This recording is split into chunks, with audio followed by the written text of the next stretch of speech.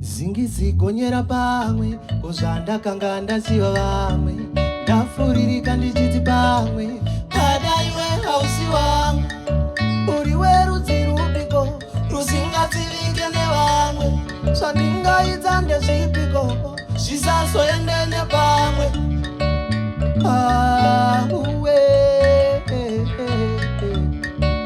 nyaya ndiyo tarangarira dzedu miko pazipe uya mutondo uchandiwana ndiripo nyaya ndiyo tarangarira dzedu miko pazipe uya mutondo uchandiwana ndiripo uwe uya titambe tiseru uya titambe tiseru uwe uya titambe tiseru uya titambe tiseru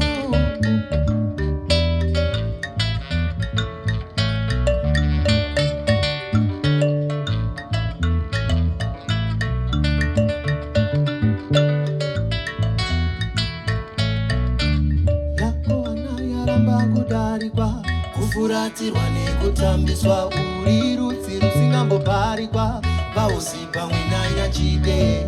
zvinondoda nandoda kubuda mumugodza usandifuratirewo namhepo yovhuvhudza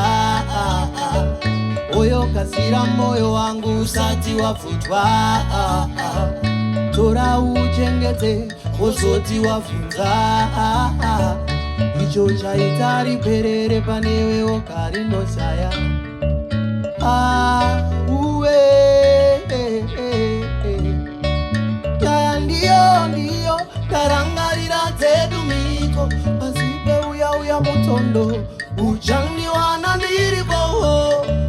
nyaya ndiyo tarangarira dzedu miko pazipe uya mutondo uchandiwana ndiripo uwe uya titambe tiseru uya titambe tiseru uwe uya titambe tiseru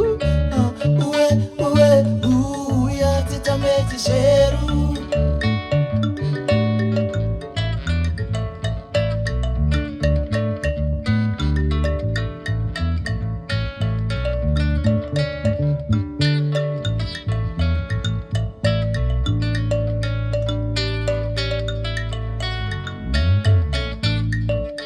dokodinishino ndazama uyone hoyoyo ndiwe wadzikisa jaya rino saka ripere gore rino ndisati ndadzitina mombe ndikakureka ndingaite rombe saka tora ruoko rwangu ndinunure tendera munzwa mumoyo mako nditumbure uyo mutoro muhana yako nditurure ngatitendere rudo pazaro rupupure uwe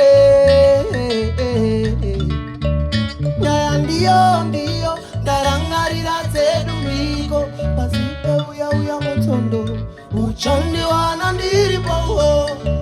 nyaya ndiyo ndarangarira dzedu miko pazipe uya mutondo uchandiwana ndiripo uya titambe tiseru uya titambe tiseru